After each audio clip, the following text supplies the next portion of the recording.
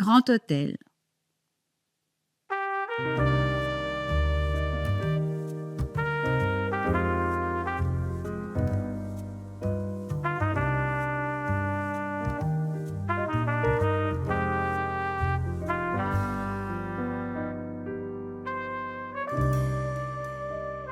Seul, au balcon du penthouse du Grand Hôtel, il laisse son regard se perdre sur l'immense domaine qui se déroule au loin. Il s'abandonne à ses pensées, alangui par la nuit trop courte et les festivités qui ont souligné son grand retour avec le lancement de son dernier film. Il avait disparu des écrans radars et des journaux People depuis un moment déjà.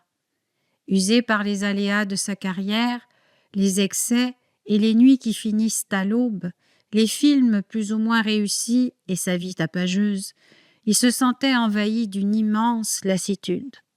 Et plus le temps passait, moins on parlait de lui, on l'oubliait. Avait-il atteint ce point de non-retour d'où il ne pouvait plus ni progresser, ni se réinventer, déclassé par de jeunes talents au physique irréprochable qui dissimulaient des dents assez longues pour rayer le plancher? Il tentait de ne pas entendre la voix de sa désespérance qui lui susurrait que même le plus beau des vieux tacos ne pouvait repartir pour rivaliser avec de beaux bolides tout frais sortis de l'usine à succès. Alors, il s'est congédié lui-même de sa propre vie, s'est effacé d'une existence dont il ne savourait plus le sel.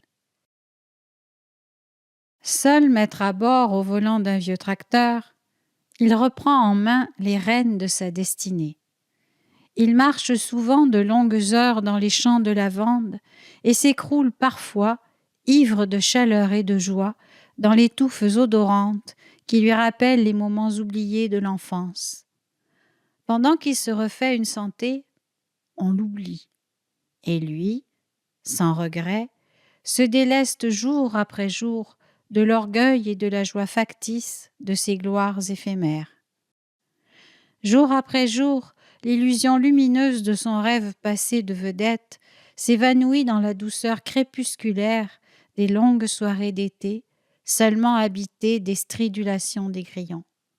Finie cette course effrénée à la gloire et aux pages couvertures des magazines qui ont empoisonné son existence. Il est revenu, identique, mais différent. Same, but different, comme disent les Indiens en parlant de l'inspiration versatile qui leur dicte des créations presque semblables, mais jamais pareilles. Il est réapparu aussi soudainement qu'il était parti. Le visage légèrement hâlé et rebondi, affichant une coupe militaire et le cheveu brillant. Il s'exprime maintenant avec une réserve polie qui rassure son agent et les producteurs, rendus méfiants à la longue par son verbe haut, sa parole emportée et souvent méprisante. Aux commentaires ou aux étonnés, il oppose toujours la même réponse avec un sourire paisible et sûr de lui. C'est le Sud. Là de la gloire, mais amoureux de la lumière, il est revenu reconquérir sa vie. Mais la sérénité d'aujourd'hui remplace l'exaltation et les excès d'hier, et le succès de la soirée passée le réjouit sans l'émouvoir. Il a connu mieux, il a connu pire aussi. Il est là sans être là, comme un vœu dont les paroles s'envolent dans le vent, mais dont sa présence humaine, vivante, en matérialise la réussite. Sur le balcon du Grand Hôtel se tient son identique, son double parfait. Il agrippe la rampe de ses mains autrefois calleuses et se dessine sur ses lèvres un sourire moqueur. Il les observe aujourd'hui douces, lisses, de cette noblesse factice que procure l'argent qui lui laisse les ongles bien propres, effaçant loin derrière lui des souvenirs de paysans. Dans la poche de son veston italien bien coupé, une petite carte de tarot qui ne le quitte jamais, le soleil.